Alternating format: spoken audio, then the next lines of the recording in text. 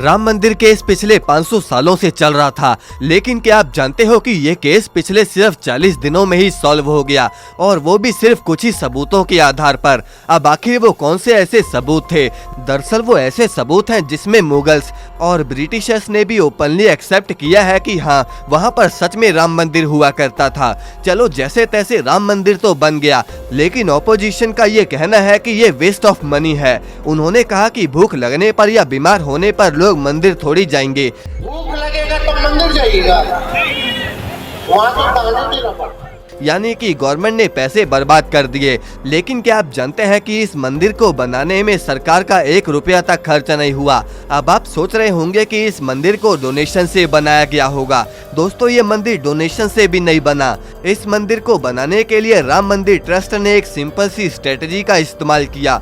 अब वो क्या स्ट्रेटजी थी वो हम आपको आगे वीडियो में बताएंगे। तो चलिए वीडियो को स्टार्ट करते हैं। 1528 से ही अयोध्या के राम मंदिर पर विवाद चल रहा था, और उस मंदिर को तोड़कर बाबर ने वहां बाबरी मस्जिद बनवा दी थी। और वहीं पर बाबरी मस्जिद के बाहर हिंदू लोग भी राम चबूतरे में राम भगवान की पूजा किया करते थे।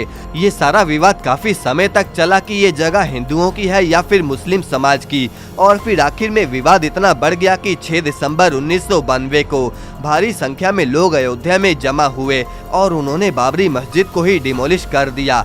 1992 का बॉम्ब ब्लास्ट भी इसी मुद्दे का रिएक्शन था। अब इस पर फैसला नहीं हो पा रहा था कि ये जगह किसकी है, और इसीलिए इलाहाबाद कोर्ट ने ASI यानी आर्कियोलॉजिकल सर्वे ऑफ इंडिया को सर्वे करने को कहा, और कहा कि वो पता लगाए कि क्या वाकई में वहाँ राम मंदिर था। इसके बाद सुप्रीम कोर्ट ने दोनों पार्टी से पूछा कि क्या मिलने पर वो इस मुद्दे को यहीं खत्म कर देंगे, और उन्होंने वहाँ जो सबूत पेश किए उसके बदौलत सुप्रीम कोर्ट ने ये कह दिया कि अब वो 40 दिन में इस केस को खत्म कर देंगे।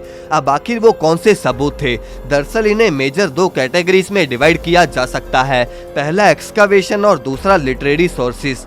एक्सकवेशन में दोस्तों 5 सबसे बड़े सबूत हैं, जिसमें से पहला है विष्णुहरी इंस्क्रिप्शन। दोस्तों, ये है विष्णुहरी इंस्क्रिप्शन स्टोन जो बाबरी मस्जिद के निचले ढांचे में मिला, और इस इंस्क्रिप्शन में 20 लाइन्स में से 19वीं लाइन में ये साफ लिखा था कि ये मंदिर उस राजा का है जिसने 10 सर वाले राक्षस को मारा था।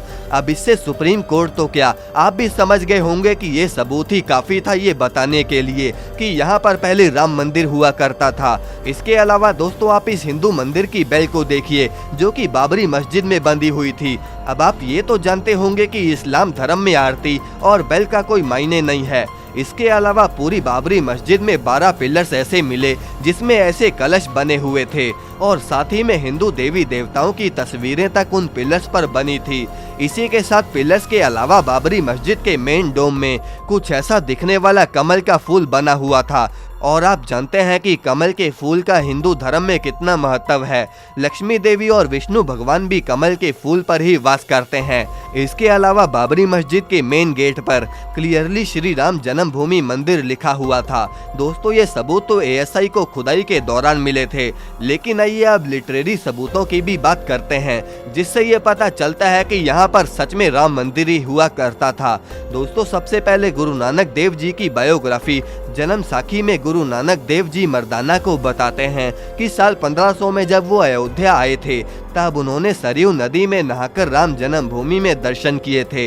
इसके अलावा तुलसीदास जी की बुक तुलसी दोहा शतक में उन्होंने बताया कि 1528 में गर्मी के मौसम में बाहर से आए इन्वेडर्स ने अयोध्या के राम मंदिर को तोड़कर वहां मस्जिद बनाया, और इसी दौरान उन्होंने कई हिंदुओं को जान से मार डाला था। दोस्तों, जैसे आज लोग घूमते हुए व्लॉग बनाते हैं, ठीक उसी तरह पहले लोग घूमते समय बुक लिखा करते थे।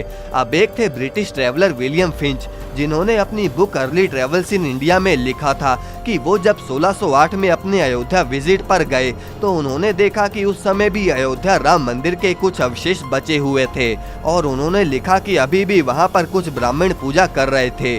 दोस्तों, ऐसे और भी ना जाने कितने ठोस सबूत थे जिसके बयां पर सुप्रीम कोर्ट ने यहाँ हिंदू राम मंदिर बनाने का निर्णय लिया। अब आखिर इस मंदिर को बनाने का पैसा न लोगों से आया और न ही सरकार ने दिया, तो फिर ये मंदिर आखिर बना कैसे? दरअसल अमर उजाला में पब्लिश एक रिपोर्ट के अनुसार राम मंदिर को बनाने में पहले 900 करोड़ लगने वाले थे, लेकिन लोगों के थ्रू 3600 करोड़ से ज्यादा का तो डोनेशन ही आ गया।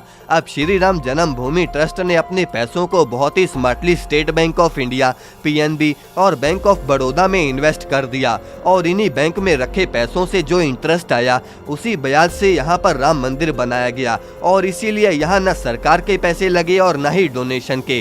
दोस्तों, जो ऑपोजिशन लीडर इसे वेस्ट ऑफ मनी बता रहे हैं, असल में इस मंदिर से देश में अच्छा खासा पैसा आने वाला है।